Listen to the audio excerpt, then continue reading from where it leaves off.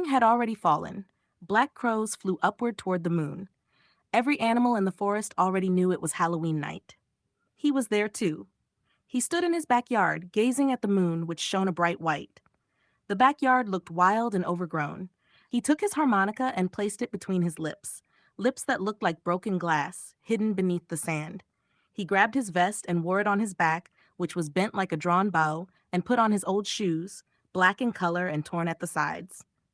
Then he picked up a small bottle that stood on an old bleached table full of scratches and claw marks. He opened his window, stood stiffly on the edge, and fell down. Foop!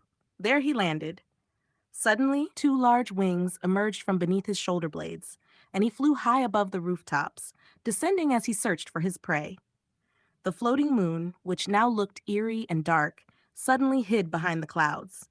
He flew high above the trees and hung himself from a branch. His fine downy hairs were so thin that his black body was visible. After resting for a while, he flew off again. The moon now completely concealed itself behind the clouds, and it was pitch dark.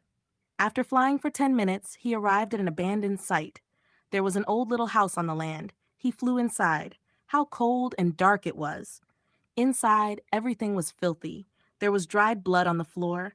The chimney was pitch black with soot, as if it hadn't been cleaned for years. In the middle of the living room lay a mirror, a large mirror, its edges decorated with old wooden carvings from the 1960s. It lay on the floor. Groaning, he stood up and walked toward the mirror. He looked straight into it and saw his pale, aged face. His large, brown, oval-shaped eyes began to turn circular. His wings shrank and hid behind his back. His sharp, feline fangs transformed into human molars. His hunched back straightened, and his ears grew smaller. He now looked like a human. He stared at his completely naked body in the mirror, and a tear rolled down his cheek. Then he walked to a table where several bottles stood. He picked one up and carefully opened it. A bitter smell escaped, and he sneezed loudly. Achoo! Then he drank the bottle empty. Poof! There stood a well-groomed young gentleman, dressed in a beautiful suit, as if he were going on a date. He looked at himself once more in the mirror, and soon after left. The houses and trees in the streets were decorated with artificial pumpkins and little ghost figures. The entire city was aware of the Halloween celebration. He walked through the streets toward Halloween Park. The park was crowded. Children ran everywhere wearing fake Halloween masks. There was food for sale everywhere: cookies, cake, cotton candy, and not to forget the finest shiroo juice. The shiroo drink was reddish, with bits of herbs swirling as it was stirred, a delicious drink loved by everyone in the city. He was there too. He looked around, but he couldn't find her anywhere.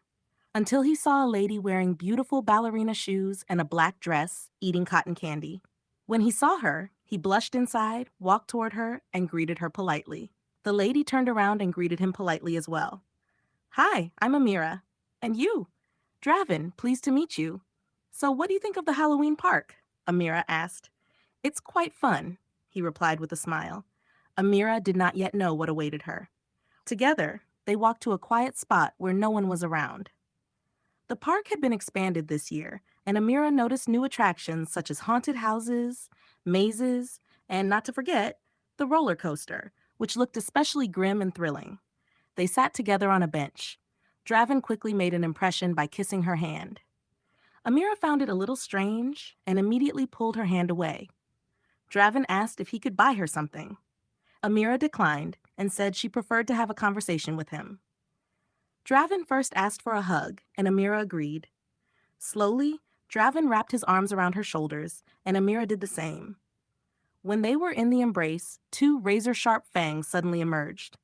Amira felt something sharp in her neck and reached for her bag. With her left hand, she pulled out a knife and quickly stabbed it into Draven's chest. Draven groaned and fell to the ground. It almost seemed as if the entire park agreed with Amira's action. The wind began to blow as the clouds turned pitch black and a light drizzle started.